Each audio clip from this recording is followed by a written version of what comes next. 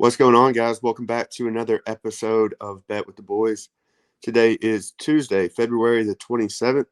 We have another free pick for you in the NBA. As you see at the bottom of the screen there, we are plus 22.2 units for the year so far, including, February coming to an end. Just a couple days left. It is a leap year, so we get an extra day this year, so that's always nice. But yeah, almost done with 2 months. We're plus 22.2 units so far. And unfortunately, I'll go through the recap real quick. 2-5, slipped a little bit. I hate doing these videos after we have a losing day.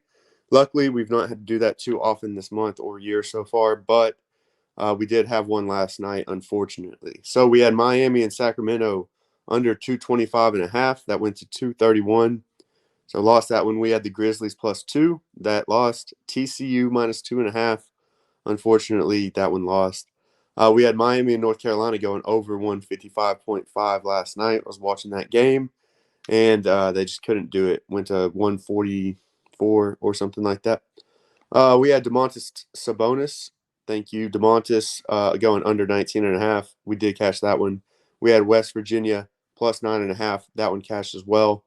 And then we had Tyrese Halliburton over 11.5 assists. He finished with 7. Had a real bad game, actually. So yeah, that ended us up at 2-5. Not what we want to see. But before I get into the free pick, guys, full card $4.99. Link is down in the description. 17 cents a day.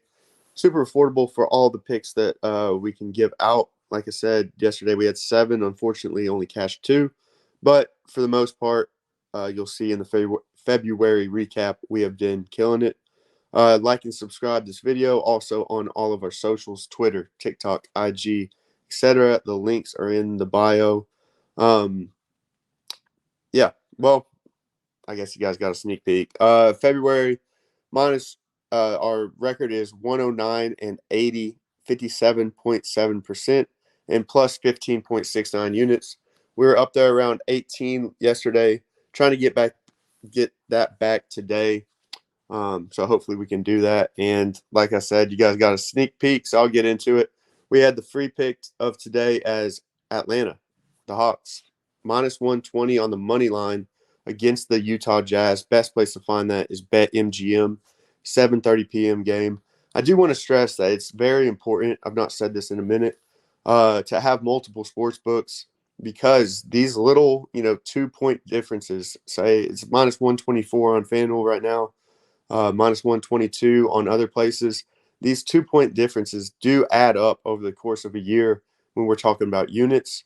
It's not going to show up in the record as wins or losses. There's no difference there. But those little, edges you can get on the sports books by having multiple of them. That's why we try to give out the best book every day that you can find it, is because that adds up. That could be several units over the course of a year if you're just giving up a little juice here and there.